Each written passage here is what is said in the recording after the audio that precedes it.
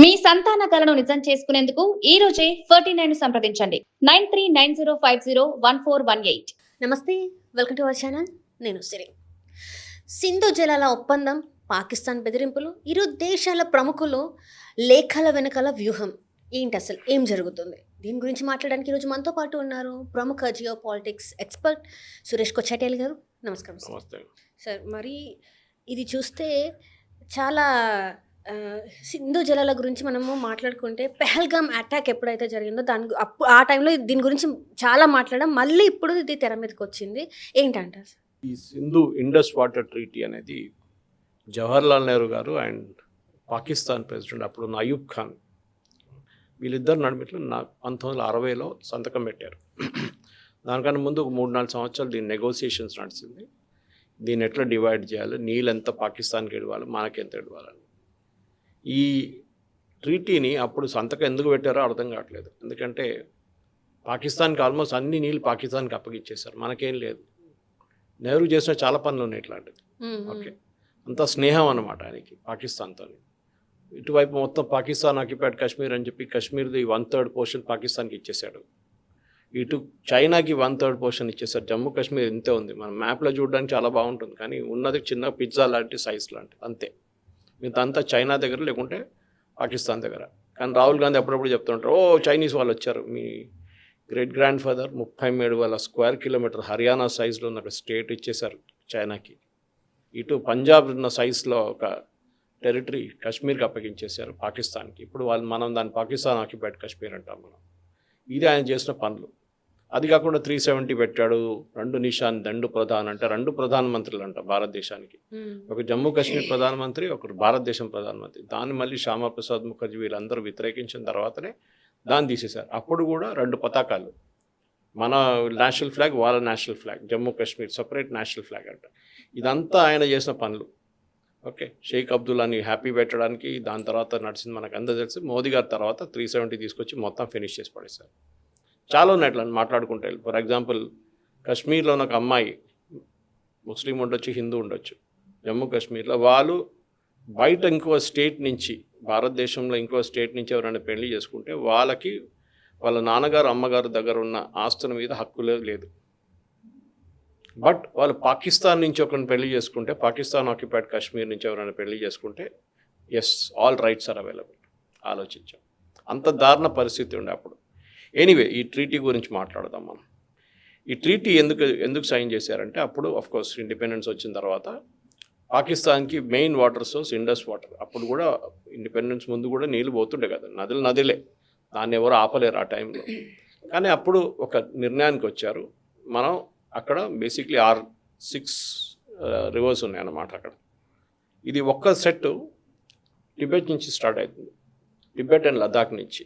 మీరు లద్దాఖ్ వెళ్తే మీకు కనిపిస్తుంది, చాలా బ్యూటిఫుల్ అది ఇండస్. అక్కడి నుంచి ఫ్లో అవుతుంది, బ్లూ కలర్ ఉంటుంది నీళ్ళు. అది అంత ప్యూర్, ఎందుకంటే అది బెల్ట్ అవుతున్నప్పుడు, గ్లేషియర్ కానీ స్నో మెల్ట్ అవుతున్నప్పుడు సమ్మర్ సీజన్లో నీళ్ళు ఎక్కువ ఉంటుంది. That's irony of it. మనకి ఇక్కడ సమ్మర్ సీజన్లో డ్యామ్లో నీళ్ళు ఉండవు, అక్కడ సమ్మర్ సీజన్లో నిండిపోతుంది అక్కడ అనమాట. సో అటువైపు నుంచి వచ్చే 3 రివర్స్, ఇండస్, ఝీలం అండ్ చెనాబ్. ఇది టిబెట్ నుంచో లేకుంటే లదాఖ్ నుంచి వస్తూ తర్వాత జమ్మూ కాశ్మీర్కి వచ్చి అక్కడి నుంచి పాకిస్తాన్కి వెళ్ళిపోతుంది. అన్ని రివర్ సిస్టమ్. ఇంకో 3 ఉన్నాయి, దాని పేరు సపరేట్గా ఉందన్నమాట. రవి, బియాస్ అండ్ సత్లెజ్. ఇది హిమాచల్ ప్రదేశ్ వైపు నుంచి వస్తున్నది. ఈస్టర్న్ ఫ్లోయింగ్ రివర్స్ అంటారు దీన్ని. అదేమో వెస్టర్న్ ఫ్లోయింగ్ రివర్స్ అంటారు దాన్ని. ఇప్పుడు నెహ్రూ గారు చేసిన ఒప్పందంలో ఈ వెస్టర్న్ ఫ్లోయింగ్ రివర్స్లో పాకిస్తాన్ ఒక కండిషన్ పెట్టి మనం అగ్రీ చేస్తాం. ఏంటి, మనం దాని మీద ఒక్క డ్యామ్ కూడా కట్టకూడదు, అంటే మనం నీళ్ళు ఆపకూడదు. ఆ నీళ్ళు ఫ్రీగా పాకిస్తాన్కి వెళ్ళిపోవాలి. కొంత మనం పెట్టుకోవచ్చు. ఓకే, ఇప్పుడు ఫర్ ఎగ్జాంపుల్ 135 నుంచి 140 మిలియన్ ఏకర్ ఫీట్ నీళ్ళది క్వాంటిటీ, అదర్ టీఎంసీ అంటారు. Okay, or let take it in 135 to 140, అంటే 135 నుంచి 140 మిలియన్ ఏకర్ ఫీట్ నీళ్లు పాకిస్తాన్కి వెళ్తుంది. మీకు ఒక ఎగ్జాంపుల్ ఇవ్వాలంటే 1 మిలియన్ ఏకర్ ఫీట్ ఎంత ఉంటుంది, అప్పుడు మీరు 135, 140 ఎంత ఉందని ఆలోచించు. 1 మిలియన్ ఏకర్ ఫీట్ నీళ్ళు తీసుకొస్తే మొత్తం ఢిల్లీని నింపి, ఢిల్లీ సిటీ ఇంకా 8 ఫీట్ హైట్కి వెళ్తుంది నీళ్ళు, అంత నీళ్ళు ఉంటుంది. Delhi city size, complete Delhi union territory సైజ్లో నీళ్ళు 8 ఫీట్ దాకా ఉంటుంది. అంత నీళ్ళు ఉన్నాయి 1 మిలియన్ ఏకర్ ఫీట్ అంటే. ఇన్ఫ్యాక్ట్ 1 మిలియన్ ఏకర్ ఫీట్లో మీరు ఇది పాకిస్తాన్కి ఇప్పుడు 135 నుంచి 140 ఇచ్చారు చూడండి. ఈ 130 నుంచి 140 పాకిస్తాన్కి ఫ్లో అవుతుంది. పాకిస్తాన్ వాళ్ళ దగ్గర డ్యాములు కట్టుకున్నారు దీన్ని ఆపడానికి, పవర్ సప్లై చేసుకోవడానికి, నీళ్లు స్టోరేజ్ చేసుకోవడానికి. మనం చేయలేకపోయాం ఎందుకంటే ఒప్పందంలో అది ఉంది. అట్లా మీరు ఎందుకని అడగకండి, అది నెహ్రూ దగ్గర అడగాల్సి వస్తుంది. ఆయన ఎందుకు సంతకం పెట్టారు, మనకి ఇప్పుడు వాళ్ళు లేరు కాబట్టి చాలా ప్రేమ ఆయన పాకిస్తాన్తో. అది ఒక్కటే కాదు అంటే ఇక్కడ సార్ మనము అంటే స్వాతంత్రం రావడానికి చాలా కష్టపడ్డామని చెప్తాము, అన్నీ అయితే ఆ తర్వాత హిందూ ముస్లిం విడిపోవడానికి ప్రత్యేక వాళ్ళకి దేశం ఉండాలని చెప్పేసి అన్నారు. అంత అయిన తర్వాత కూడా మనకు రావాల్సినవి అన్ని కావాల్సినవైనా మనకు ఉండాలి కదా, అయినా కూడా అటు సైడ్ ఎక్కువ మొగ్గు చూపడంని ఏమంటారు? అది నెహ్రూ గారి దగ్గర అడగాలి. ఎందుకంటే ఆయన అన్నీ ఇచ్చేశారు పాకిస్తాన్కి. 83 కోట్ల రూపాయలు ఇచ్చారు 1960s. దాని విలువ ఎంత ఉంటుంది ఇప్పుడు?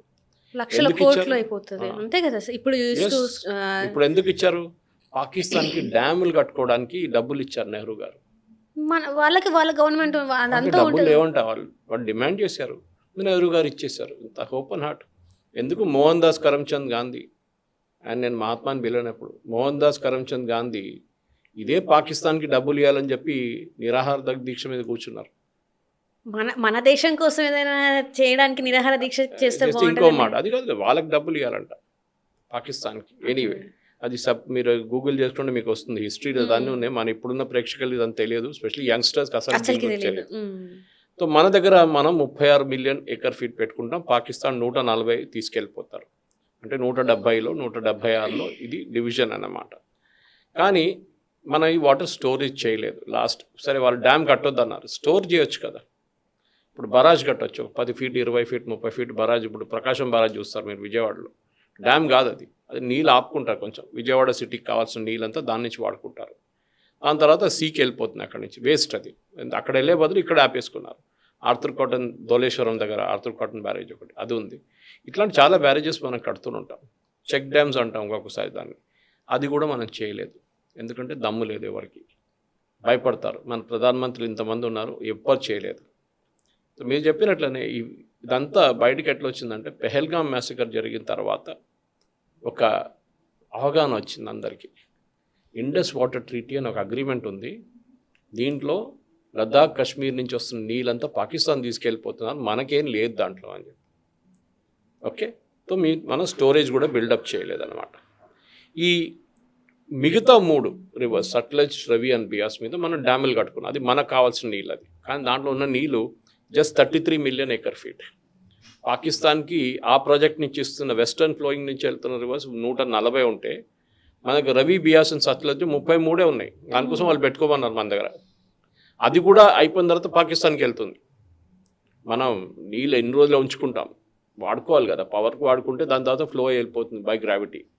సో ఇట్లాంటి పరిస్థితుల్లో మనం ఎందుకు దీన్ని ఇన్ని సంవత్సరాల నుంచి ఏం చేయలేక పెట్టుకున్నాం? పాకిస్తాన్ మన మీద ఎన్నిసార్లు దాడి చేశారు, ఎన్నిసార్లు యుద్ధం చేశారు, టెర్రరిస్ట్ అటాక్ అయింది. ఫైనలీ పెహల్గాం తర్వాత మోదీ గారు అన్నారు, blood and water will not flow.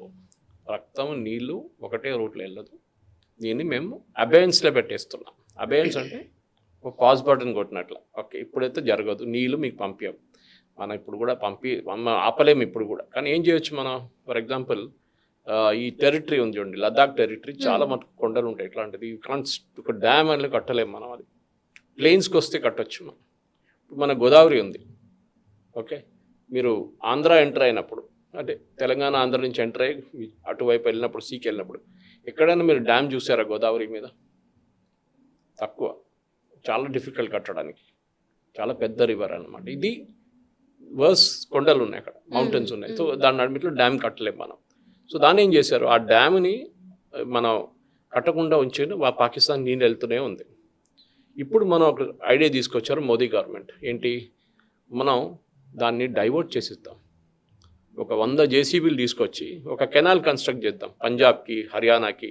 అక్కడ నీళ్ళు చాలా పెద్ద ప్రాబ్లం. ఢిల్లీలో సమ్మర్లో నీళ్ళ కోసం కొట్టుకుంటారు. ఇప్పుడు ఒప్పందం చేశారు హర్యానా అండ్ రాజస్థాన్ అన్నింటిలో నీళ్ళ కోసం. ఆలోచించండి ఎంత. ఇక్కడ 32, పాకిస్తాన్కి ఇస్తే 140 మిలియన్ ఏకర్ ఫీట్ అంటే అది 1 మిలియన్ ఏకర్ ఫీట్కి అగ్రిమెంట్ అది. అంతే, ఇక్కడ 140 వెళ్ళిపోతుంది. ఎనుగు వెళ్ళిపోయింది తోక పట్టుకొని తిరుగుతున్నాం మనం దొరికిందని చెప్పేసి ఆ సంగతిలో ఉన్నాం మనం. ఇది మనం అర్థం చేసుకోవాలి, మనతో ఎంత ద్రోహం జరిగింది ఈ నెహ్రూ కారణంగా. ఓకే, ఎనీవే ఇప్పుడు దీని తర్వాత మోదీ గవర్నమెంట్ ఏం చేశారు, దీన్ని పాజ్లో పెట్టేశారు. అప్పుడు పాకిస్తాన్ ప్యానిక్ అయ్యారు, వాళ్ళు అనుకున్నారు మనం ఏం చేయలేమని అనేసి. అదే టైం రవి బిఎస్ సత్లజ్ నుంచి నీళ్ళు కూడా పాకిస్తాన్కి వెళ్తున్నాయి. ఎందుకు, మన దగ్గర ఉన్న డ్యామ్లు, మనం డ్యామ్లు కట్టాం కొన్ని, ఆ డ్యామ్లో కింద పోర్షన్ మొత్తం సిల్ట్ అయిపోయింది. అంటే ఇసుకలాగా ఈ హిమాలయన్ రివర్స్ అక్కడి నుంచి వస్తున్నప్పుడు, హిమాలయం నుంచి వస్తున్నప్పుడు ఆ ఏరియా నుంచి శాండ్ వస్తుంది, చాలా ఫైన్ శాండ్గా అయిపోతుంది రాళ్ళని. అది వచ్చి ఏమవుతుందంటే డ్యామ్, ఇంత పెద్ద డ్యామ్ అనుకోండి హైట్లో, ఇంత పోర్షన్లో మొత్తం ఇసుక అయిపోతుంది. సో క్యారింగ్ కెపాసిటీ అంటారు దీన్ని డ్యామ్ది. ఓకే, ఫర్ ఎగ్జాంపుల్ 500 meters ఉందనుకోండి డ్యామ్, 500 feet ఉంటే ఆ 500 feetలో మనకి మీకు ఒక 200 feetలే నీళ్ళు ఉంటుంది, మిగతా అంతా ఇసుక ఉంటుంది. దాన్ని తీయాలంటే రెండు వైపులు చేయొచ్చు. పాత టెక్నాలజీ ఎట్లా ఉండంటే కింద పార్ట్లో స్లూయిస్ గేట్స్ అంటారు. మీరు ఇప్పుడు నాగార్జున సాగర్ కానీ శ్రీశైలం ఈ మాన్సూన్ సీజన్లో నిండినప్పుడు నీళ్ళు గేట్లు ఎత్తేస్తారు. ఈ గేట్లు కింద కూడా ఉండాలి, ఎందుకంటే ఎట్లా తీస్తారు మీరు లేకుంటే అక్కడ కిందకి వెళ్ళి తోవి బయటికి తీయలేరు కదా, మొత్తం డ్యామ్లో నీళ్ళు ఉన్నాయి, ఎప్పుడు ఉంటాయి నీళ్ళు. ఓకే, సో అప్పుడు కింద గేట్లు ఉంటాయి, మీరు కింద గేట్లు ఎత్తే కానీ ఆ శాండ్ అంతా వెళ్ళిపోతుంది కిందకి. అది లేదు, అది చేయనీయలేదు పాకిస్తాన్, చేయకూడదని చెప్పారు. అది కూడా నెహ్రూ గారు అంగీకరించారు. ఇప్పుడు కొత్త టెక్నాలజీ ప్రకారం Modi government national hydro electric power corporation tender bill change చేస్తున్నారంటే, మన వ్యాక్యూమ్ క్లీనర్ లాగా పెద్దగా పైప్ కిందకి వెళ్తుంది, అది శాండ్ని సక్ చేస్తుంది, సక్ చేసి పైన మన భూమి మీద ఎడిసేస్తుంది అన్నమాట. ఇది ఇప్పుడు చేస్తున్నారు. దాంతో ఏమవుతుంది, సడన్గా వాటర్ కెపాసిటీ పెరిగింది, పాకిస్తాన్కి నీళ్ళు తక్కువ వెళ్తుంది.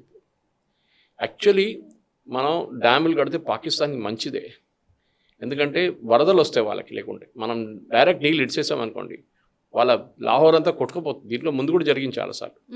అట్లీస్ట్ మనం ఆపుతున్నాం. అండ్ ఈ అగ్రిమెంట్ ప్రకారం మనం ఎంత నీళ్ళు ఇడుస్తున్నాము, కోర్స్ వెస్టర్న్ ఫ్లోయింగ్ నుంచి ఈస్టర్న్ ఫ్లోయింగ్ నుంచి రెండు, ఈ 6 నదులది డేటా పాకిస్తాన్కి రెగ్యులర్గా ఇస్తుంటాం మనం.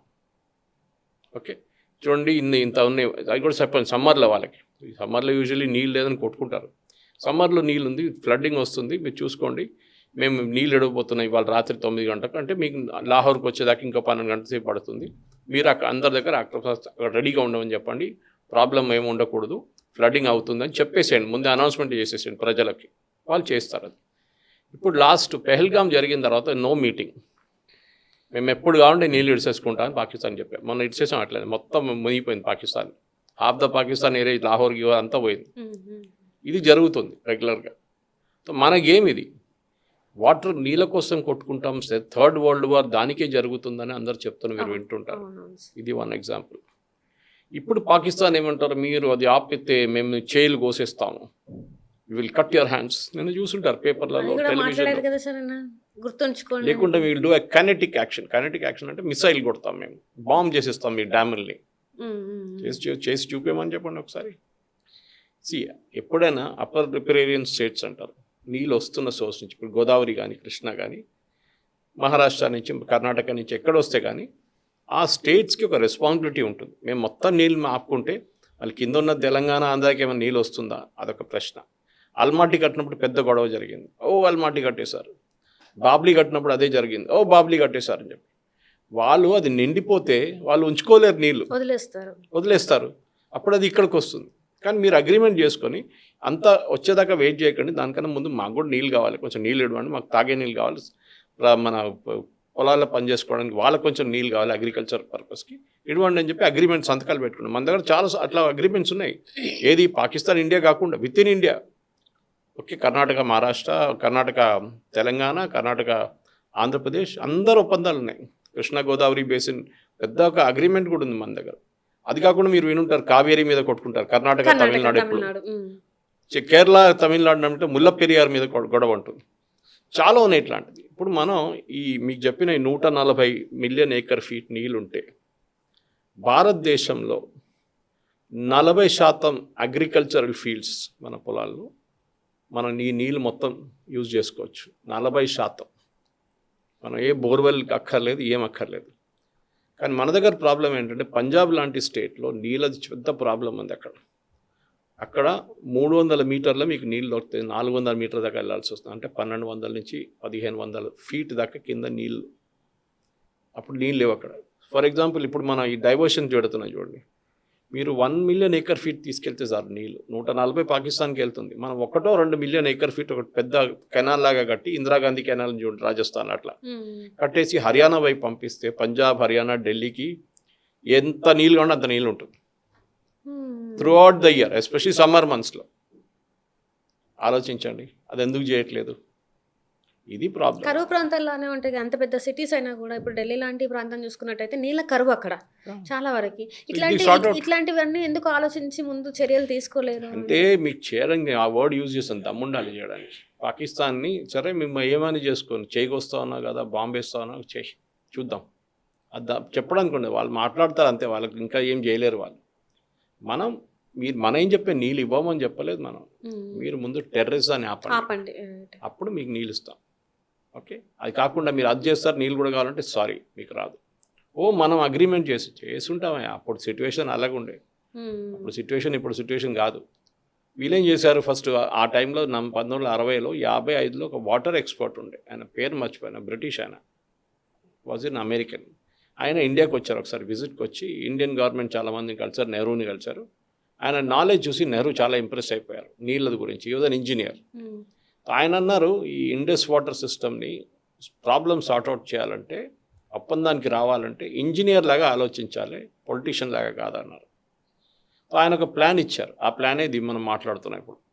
ఇది పాకిస్తాన్కి నీళ్ళని తీసుకెళ్ళిపోవచ్చు, ఆ 3 ఈస్టర్న్ రివర్స్ ఇండియా ఉంచుకోవచ్చు, దాని నుంచి వాళ్ళు కూడా నిండిపోతే పాకిస్తాన్ పంపించవచ్చు. అట్లా మనకి ఆ టైంలో అగ్రికల్చర్ అంత పెద్ద బిజినెస్ కాదు, మనకి అంత పెద్ద సెక్టర్ కాదు మనకి. తర్వాత కదా ఎంఎస్ స్వామినాథన్ కానీ మిగతా వీళ్ళందరూ కలిసి గ్రీన్ రెవల్యూషన్ తీసుకొచ్చారు. దానికన్నా ముందు లేకుండే. సో మనకు అంత నీళ్ళు అక్కర్లేకుండా ఆ టైంలో. సో బహుశా అదే ఉండొచ్చు రీజన్ పాకిస్తాన్కి ఇచ్చేద్దాం. పాకిస్తాన్లో ఉన్న మొత్తం అగ్రికల్చర్ సెగ్మెంట్లో ఈ ఇండస్ సిస్టమ్ మీదే ఆల్మోస్ట్ 19 నుంచి 26% దాకా దాని మీద డిపెండెంట్ ఉన్నారు పాకిస్తాన్. సో నీళ్ళు లేకుండా ఏం చేస్తారు? తాగే నీళ్ళు సపరేటు, మనం ఓన్లీ అగ్రికల్చర్కి ఉన్న ఆపర్చునిటీ చెప్తాం అనమాట. ఇప్పుడు మనం ఆపేసాం, దాన్ని ఆపడానికి వెళ్తున్నాం, ట్రై చేస్తాం. ఆల్రెడీ డీసిల్టింగ్ జరిగిన తర్వాత ఈ 3 ఈస్టర్న్ రివర్స్లో నీళ్ళు అక్కడ డ్రామ్లోనే ఉండిపోతుంది. అక్కడ చుట్టుపక్కల ఉన్న విలేజెస్ కానీ అక్కడ ఉన్న సిటీస్కి నీళ్ళు పంపించవచ్చు డ్రింకింగ్ వాటర్. ఇప్పుడు మీరు ఈ డైవర్షన్ మొదలు పెడితే లదాఖ్ కానీ కాశ్మీర్లో ఆ నీళ్ళు కాశ్మీర్ కూడా వెళ్తుంది, కాశ్మీర్ కూడా పనికి వస్తుంది. వాళ్ళు కూడా లేకుండా వాళ్ళు పక్క నుంచి పోతూనే ఉంటుంది, వాళ్ళు తీసుకోలేకపోతున్నారు నీళ్ళు దాని నుంచి. అట్లా ఉండే సిచ్యువేషన్ ఇప్పుడు దాకా. కాశ్మీర్ ప్రజలు చూస్తున్నారు నీళ్ళు పోతూనే, మా దగ్గర నీళ్ళు లేవు ఇక్కడ. ఇప్పుడు దాని ప్రకారం now we will ensure that ఈ పాకిస్తాన్కి ఇచ్చే నీళ్ళకి ఒక అకౌంట్ ఉండాలి. అది మనం ఇవ్వము. ఇప్పుడు వాళ్ళ బిహేవియర్ మార్చుకుంటే మంచిగా ఉంటుందని దాని నడిమిట్లో మనం వాడుకుంటాం. ఇది ఫర్ ఎగ్జాంపుల్ ఈ నీళ్లు 140 మిలియన్ ఏకర్ ఫీట్ అని చెప్పాను చూడండి. ఓకే, అది మీరు ఒక 88 ఢిల్లీ లాంటి స్టేట్స్ని డ్రింకింగ్ వాటర్గా ఇవ్వచ్చు. 88 ఢిల్లీ సైజులో ఉన్న స్టేట్కి డ్రింకింగ్ వాటర్ మీరు ఇవ్వచ్చు. ఈ నీళ్లు 140 మిలియన్ ఏకర్ ఫీట్ పాకిస్తాన్కి ఇస్తున్న నీళ్లు. ఓకే, ఇండియాది ఫ్రెష్ వాటర్ రిసోర్స్లో 9% దాకా ఇది కాంప్లిమెంట్ చేయవచ్చు, 9% దాకా. ఓకే, ఇది ముందు మాట్లాడాం మనం. 40% మన అగ్రికల్చర్ ఫీల్డ్స్ కూడా ఈ నీళ్ళు వాడుకోవచ్చు మనకు కావాలంటే. సో ఇది ప్రాబ్లం. ఈ ఒప్పందం చేసి మనకు లేని కొంత డిసడ్వాంటేజ్ తెచ్చుకున్నాక మనకు అడ్వాంటేజెస్ ఏం రాలేదు. అంటే ఇంతకుముందు ఇలాంటి ఒప్పందాలు ఎవరు ఏమి విస్మరించలేదంటారా? ఎవరు అంటే ఇప్పుడు అంటున్నారు మనకి గతంలో ఒప్పందం ఉంది ఇండియాకి పాకిస్తాన్కి ఈ జలాల మీద అని చెప్పేసి. ఇట్లాంటి అంటే జలాలనే కాదు, ఒప్పందాలు ఏవి కూడా పరస్పరం మేము అప్పుడు ఒప్పందం చేసుకున్నాం కానీ ఇప్పుడు దాన్ని మేము కట్ చేస్తున్నాం అని చెప్పేసి ఎవరు మాట్లాడలేదు సార్ ఇంతవరకు? అట్లాంటివి జరగలేదా? జరగలేదు కదా. ఇప్పుడు దాకా ఉన్న అందరు ప్రధానమంత్రులు ఎవరిని తప్పు పట్టట్లేదు సపరేట్గా. మోదీ గారు వచ్చేదాకా దీని గురించి ఆలోచించలేదు. మోదీ గారు వచ్చేదాకా ఆర్టికల్ 370 గురించి ఆలోచించలేదు, రివొకేషన్. మోదీ గారు వచ్చేదాకా 3 తలాక్ ముస్లిం మహిళలకి చాలా పెద్ద రిలీఫ్, అది కూడా ఎవరు ఆలోచించలేదు. మోదీ గారు వచ్చేదాకా citizenship amendment act, Pakistan, Bangladesh, Afghanistan వచ్చిన లక్షలాది మంది హిందువులు, క్రిస్టియన్స్, సిక్, పార్సీ, వీళ్ళకి జైన్స్, వీళ్ళకి సిటిజన్షిప్ ఇవ్వలేదు. చెప్పుకుంటూ పోతే చాలా అట్లా చేయలేనిది ఏది 60 సంవత్సరాలు పరిపాలించిన కాంగ్రెస్ వాళ్ళు చేయలేకపోతే ఈ 12 సంవత్సరాల్లో మోదీ గవర్నమెంట్ చేసి చూపించారు అది ఎట్లా చేయొచ్చు అని. దాంట్లో ఇదొక best example is this water. నీళ్ళు మా దగ్గర ఉంటుందా, నువ్వు ముందు మాట్లాడు. నువ్వు టెర్రరిజం ఆపు, నేను నీళ్ళు పంపిస్తా. నువ్వు టెర్రరిజం మళ్ళీ మొదలు పెట్టావు, నేను ట్యాప్ ఆఫ్ చేస్తా. నీళ్ళు లేవు, నువ్వు చస్తావు. ఇదే జరుగుతుంది కూడా. అంటే పెహల్గాం తర్వాతనే మనందరం మెలుకున్నామంటారు సార్, లేకపోతే ఏంటంటారు ఇది? కరెక్ట్. అంటే పెహల్గాం తర్వాత అదొక ఏం చెప్తారు, కోపం, లోపల ఉన్న కోపం, రోషం బయటకు వచ్చిందన్నమాట ప్రజలకి. దేంటి మళ్ళీ మళ్ళీ మళ్ళీ మా మీద అటాక్ చేస్తున్నారు, మేము ఏం చేయకుండా కూర్చున్నాం. 26/11 జరిగింది, 150-160 మంది చనిపోయారు టెర్రరిస్ట్ యాక్ట్. పాకిస్తాన్ నుంచి వచ్చిన టెర్రరిస్ట్ అని చాలా క్లియర్ ప్రూఫ్ ఉండే. ఇది అయిన తర్వాత కూడా ఒక్క బాంబింగ్ కూడా పాకిస్తాన్ మీద చేయలేదు. ఇన్ఫాక్ట్ దురంధర్ సినిమాల మీద చూస్తారు, ఒక డైలాగ్ ఉంటుంది, ఇండియా భారత్ కుచ్నే కరేగా, ఇండియా ఏం చేయదు, దాని ఏం కావాలంటే చేసుకోవచ్చు. కానీ ఈసారి జరిగినప్పుడు మనం చూపించాం ఆపరేషన్ సింధూర్తో ఏం చేయొచ్చు మనం. ఓకే, దానికన్నా ముందు సర్జికల్ స్ట్రైక్ చేసాం, ఉరి అటాక్. మన పుల్వామా అటాక్ తర్వాత బాలకోట్ మీద దాడి చేసాం మనం. మోదీ గారి స్లోగన్ ఒకటి ఉంది, ఘర్మే గుస్కే మారేంగే, ఇంట్లో దూరి కొడతాను మిమ్మల్ని. అది జరుగుతుంది. సో ఈ వాటర్ బిజినెస్ కూడా దీనితో ఒక అన్ఫినిష్ బిజినెస్ ఉండే, ఇప్పుడు దాన్ని ఫినిష్ చేసేసాం. మనం ఇంకా ప్రాజెక్టులు కడుతున్నాం, ఇది ఒక తక్కువ కాదు. ఓకే, రేపు మనం ఈవెన్ ఇదే ఇండస్ మీద ప్రాజెక్టు కడితే ఎవరు ఆపుతారు? జమ్మూ కాశ్మీర్లో కడదాం మనం, లద్దాఖ్లో కాకుండా జమ్మూ కాశ్మీర్లో కూడా కట్టచ్చు. అప్పుడు ఏం చేసుకుంటారు వీళ్ళు? మేము బాంబ్ చేస్తాం, మిసైల్తో కొడితే చేయండి, ట్రై చేసి చూడండి. మీ డ్యామ్లు ఉంటుంది, అప్పుడు చూడండి అది. వీళ్ళకు నీళ్ళు తాగడానికి ఒకటే కాదు, పొలాల కోసం ఒకటే కాదు, electricity production 17% Pakistan electricity production Indus water system నుంచి వస్తుంది. రేపు మనం ఆఫ్ చేసామనుకోండి, అంతే సంగతి. బ్లాక్అవుట్ పాకిస్తాన్లో పవర్ కట్లు మొదలవుతాయి రేపటి నుంచి. దానికోసం వాళ్ళు ప్యానిక్ అవుతున్నారు. ఓకే, ఎందుకంటే వాళ్ళకి తెలుసు ఈ నీళ్ళు రాకపోతే అంతే సంగతి, దానికోసం చేయి కోసేస్తాం, తల కోసేస్తాం, అది కోసేస్తారు, ఏం చేసుకుంటా చేసుకో. వీళ్ళు ఉగ్రవాదం అన్ని అరికట్టేస్తారు అంటే ఈ నీళ్ళ కోసమే అంతా ఆపేస్తారు అంటే వాళ్ళని మనం నమ్మొచ్చు అంటారా? ఎవరిని? పాకిస్తాన్ వాళ్ళని నీళ్ళ కోసం పాకిస్తాన్ ఎప్పుడు నమ్ముతారు? పాకిస్తాన్ ఎప్పుడు నమ్మనే. ఎందుకంటే మనము పెడుతున్నాం, ఈ ఆంక్ష పెడుతున్నాం, మీరు ఇది ఆపేయండి, మేము నీళ్ళు మీకు ఇచ్చేస్తామని చెప్పేసి. కానీ మరి వాళ్ళు ఆ మాట మీద ఎంతవరకు నిలబడతారు?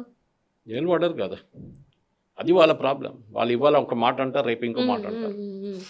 ఇప్పుడు మనం eastern flowing reverse, western flowing reverse గురించి మాట్లాడాం. వెస్టర్న్ ఫ్లోయింగ్ మీద డ్యాములు కట్టలేదు మన అసలు.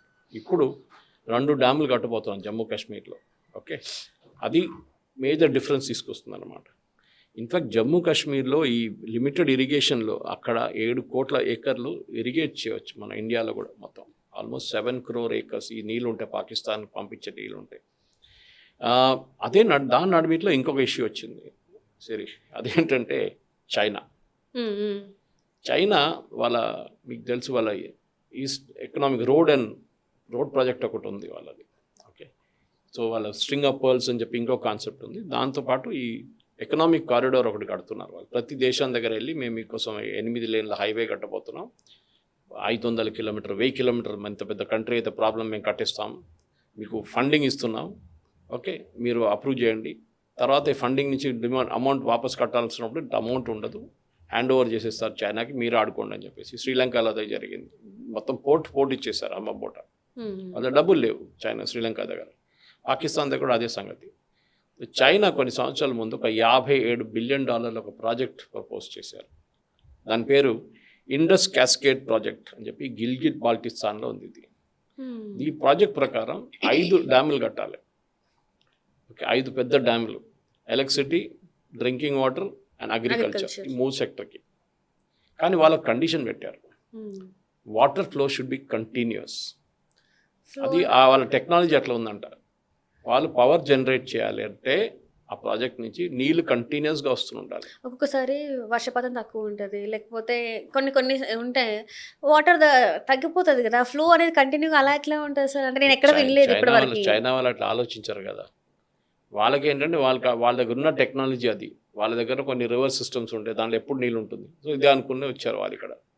సో వాళ్ళు డ్యామ్ కట్టడానికి మొదలుపెట్టారు. దాని తర్వాత వాళ్ళకి తెలిసిపోయింది ఇది వయబుల్ కాదు, బంద్ చేసి పడేశారు. అండ్ అప్పుడు దాకా అనౌన్స్మెంట్ మోదీ గారి దగ్గర నుంచి వచ్చేసింది దట్ IWS అంటే ఇండస్ వాటర్ సిస్టమ్ నుంచి వచ్చే నీళ్ళు రావు అని చెప్పేసి. ఇప్పుడు మన దగ్గర ఈ చైనా ఇప్పుడు ఏం చేశారు, చైనా ఇది చేసిన తర్వాత కూడా ఇప్పుడు చైనా దాని నుంచి వెనక వచ్చేసారు, వాళ్ళు దే విత్డ్రాన్ అనమాట. వాళ్ళు కొంచెం ముందడుగు పెట్టారు కానీ మళ్ళీ దే టేకెన్ స్టెప్ బ్యాక్. దానికి వాళ్ళు ఇప్పుడు చేయట్లేదేమో. ఇంకొక ఎగ్జాంపుల్ మీకు ఇవ్వాలంటే అది పంజాబ్. యాక్చువల్ మనకు తెలిసిందే, మన వైపు ఒక పంజాబ్ ఉంది, అటువైపు ఒక పంజాబ్.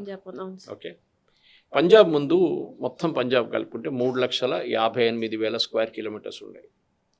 దాంట్లో మన దగ్గర ఇండియా పాకిస్తాన్ డివైడ్ చేస్తున్నాడు, మనకి 1,52,000 స్క్వేర్ కిలోమీటర్స్ ఇచ్చారు, పాకిస్తాన్కి 2,00,000 కిలోమీటర్లు ఇచ్చారు. అంటే మనకు మొత్తం ఏరియాది మనకిచ్చింది ఒక 52%, 49%. Okay, is it that much? Even less than that actually. Okay, so 58% పాకిస్తాన్కి వెళ్ళింది, మనకి 42% వచ్చింది, మనకి తక్కువ ఉంది. ఓకే, సో అంటే టోటల్ ఏరియాది 58% పాకిస్తాన్ తీసుకెళ్ళిపోయారు. ఓకే, మనకి 44% ఇచ్చారు ఏరియా. ఈ 44% ఏరియాకి 19% నీళ్ళు ఇచ్చారు. పాకిస్తాన్కి 58% ఉన్న ల్యాండ్ ఉన్న పాకిస్తాన్కి 81% నీళ్ళు ఇచ్చేశారు. అండ్ పంజాబ్ ఇది ఏం చెప్తారు, అగ్రికల్చర్ ది మేజర్ ఏరియా మనకి. ఇది ఇంకో ఆ ఒప్పందంలో ఇంకో డిజాస్టర్ ఇది. ఎందుకంత చిన్న చూపు మరి? ఇదంతా ఎవరు అడుగుతారు నెహ్రూ ఆయన ఆల్. ఇప్పుడు ఏమన్నా అంటే కాంగ్రెస్ వాళ్ళు అంటారు ఆయన ఐఐటి కట్టింది, ఐఐటి ఢిల్లీ కట్టింది కాల్ కాదు, నెహ్రూ కాదు, సోవియట్ యూనియన్ కట్టారు. అట్లా చాలా ఉన్నాయి. హెచ్ఏఎల్ కట్టింది నెహ్రూ అన్నారు. Sorry, HAL was a private company before independence. Walchand Hirachand group ఉండేది, తర్వాత గవర్నమెంట్ నేషనలైజ్ చేసేది దాన్ని. అట్లాంటివి చెప్పుకుంటే చాలా ఎగ్జాంపుల్స్ ఉన్నాయి, కౌంటర్ చేయొచ్చు ఈజీగా, పెద్ద ఇష్యూ ఏం కాదు. నెహ్రూ పని ఏం అంత పెద్ద పని ఏం చేయలేదు. ఆయన చేస్తుంటే మనం ఇప్పుడు చైనా కన్నా ఫార్వర్డ్ వెళ్ళిపోవాలంటే మనం చైనాని ఓవర్టేక్ చేయాలంటే ఆ సోషలిస్ట్ మాలో ఫాలో చేశాడు. సోవియట్ యూనియన్ది 5 year ప్లాన్లు పెట్టుకున్నాడు, అంతా మొత్తం ఫ్లాప్ అయింది. ఎనీవే, ఇప్పుడు ఈ పంజాబ్లో వచ్చే నీళ్ళు మేము చెప్పాను చూడండి, 19% నీళ్ళు మనకు వస్తుంది, ఈ 82% వాళ్ళకి, 21%.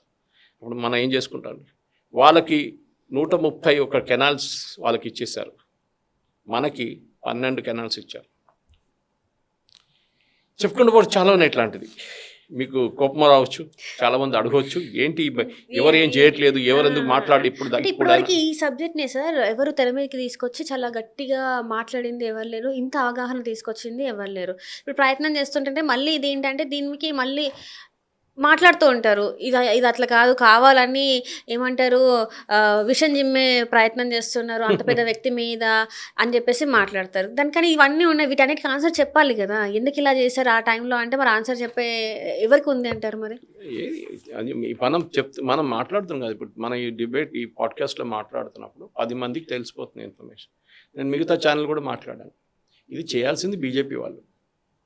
వాళ్ళ అఫీషియల్ స్పోక్స్ పర్సన్ తీసుకొచ్చి స్టూడియోలో కూర్చోబెట్టి చెప్పాలి ఏంటి ఇండస్ వాటర్ ట్రీటీ, మనతో ఎందుకు ఇంత ఇంజస్టిస్ జరిగింది, మనకి ఇన్ని సంవత్సరాల నుంచి 60, ఇప్పుడు ఇంత almost 47 to coming to 150 years, 47లో వచ్చేస్తాము, 140 పెట్టుకోండి. ఇన్ని సంవత్సరాల నుంచి మన మీద ఎందుకు ఇంత పార్షియాలిటీ ఎందుకు చూపించారు, పాకిస్తాన్కి ఇంత నీళ్ళు ఎందుకు ఇచ్చారు నెహ్రూ గారు, ఇది ఎవరు అడగలేదు. ఇది ప్రాబ్లం అన్నమాట. అండ్ గాంధీ గారు నిరాహార దీక్ష చేశారనేది నాకు అది ఇంకా పోతుంది, మైండ్ పక్కకి వెళ్ళిపోతుంది. అసలు ఏంటి మన మహాత్మాగా అంటే మనం మహాత్మా అని చెప్పి పిలుస్తాం, ఇన్ని జనం మాట్లాడతాం, స్వతంత్రం తెచ్చింది తన వల్ల అని చెప్పేసి మాట్లాడతాం, అలాంటిది పక్క దేశం గురించి ఇలా చేస్తారంటే 80 సంవత్సరాలు అయిపోతుంది, ఆలోచించండి. అప్పుడు దాకా గాంధీ గారు ఎన్నోసార్లు చేశారు ఇట్లాంటి పనులు. ఫస్ట్ ఆఫ్ ఆల్ మన ఇండిపెండెన్స్ అడగవచ్చు మన దేశం. ఎనీవే, దానికి మాట్లాడుతూ ఒక 1 minute I will finish that. ఆనంద రంగనాథన్ గారు చెప్పినట్టు 30 seconds I will finish it. Basically పాకిస్తాన్కి ఫ్రీడమ్ అంటే వాళ్ళకి సపరేట్ నేషన్ ఇవ్వాలని చెప్పి ఇక్కడ ఉన్న ముస్లిమ్స్ ఓటేశారు బిఫోర్ ఇండిపెండెన్స్. బ్రిటిష్ వాళ్ళు చెప్పించిన పని అది. 98% మంది, 99 దాకా ఆల్మోస్ట్ ముస్లిమ్స్ అందరూ ఓటేశారు మాకు సపరేట్ కంట్రీ కావాలని. కానీ దాని తర్వాత వాళ్ళకి సపరేట్ కంట్రీ ఇచ్చిన తర్వాత ఇక్కడ నుంచి 40% మంది కూడా వెళ్ళలేదు. ఎందుకంటారు సార్? అది వాళ్ళ స్ట్రాటజీ ఉండేది. ఇక్కడ ఉండిపోయారు, సపరేట్ దేశం వెళ్ళి తీసుకున్నారు. మీరు వెళ్తే అందరు అక్కడ ఉన్నారు. ఇది అంబేద్కర్ గారు చెప్పారు. అంబేద్కర్ గారు ఆయన పుస్తకం రాశారు, టోటల్ ట్రాన్స్ఫర్ ఆఫ్ పాపులేషన్ జరగలేదు, ఇట్స్ ఇండియా విల్ సఫర్ అన్నారు. ఇప్పుడు వీఆర్ సఫరింగ్ నౌ బికాజ్ ఆ రోజు జరగాలండే.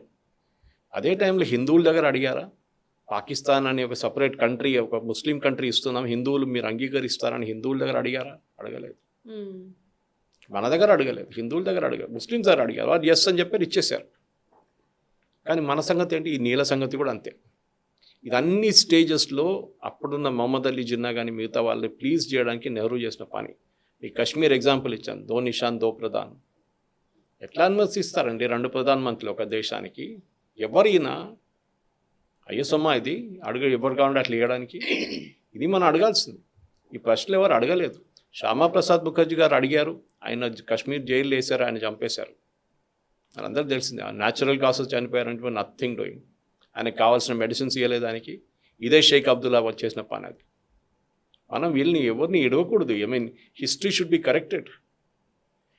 ఇంగ్లీష్లో అంటారు హిస్టరీ రిపీట్స్ ఇట్ సెల్ఫ్ అంటారు, మళ్ళీ రిపీట్ అవుతుంది. అది కాకుండా చూసుకోవాలి మనం. అది మోదీ గారు తీసుకున్న నిర్ణయం ఇది.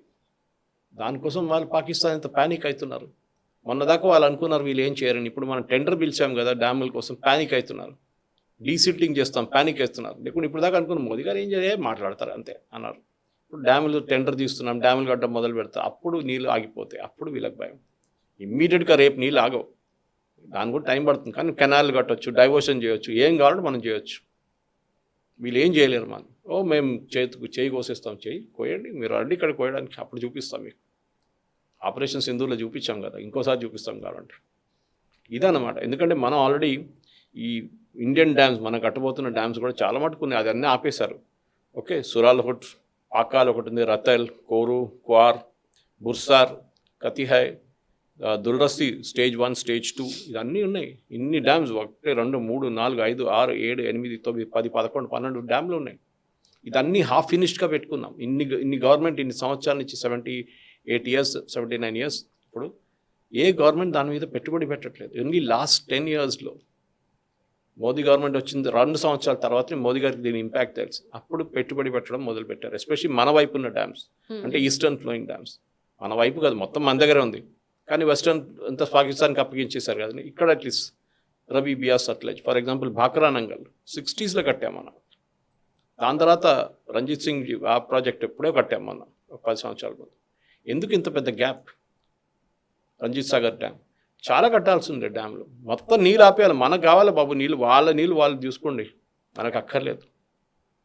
ఇది మనం చేయాల్సి ఉండే. మన మీద ఎంతమంది ఇన్నోసెంట్స్ని చంపారో 26/11 కానీ ఈ టెర్రరిస్ట్ అటాక్లతో కశ్మీర్లో, వీళ్ళని ఎవరిని ఇడవకూడదు. వీళ్ళ కోసం చావాలి కొడుకులు. చాలా మంది ఉగ్రవాదులను కూడా రిలీజ్ చేసిన దాఖలాలు మనకు ఉన్నాయి, గుడ్ విల్ అని చెప్పేసి. సో అంటే అంత మనం మంచితనం అంటారా, లేకపోతే దీన్ని ఏమంటారు?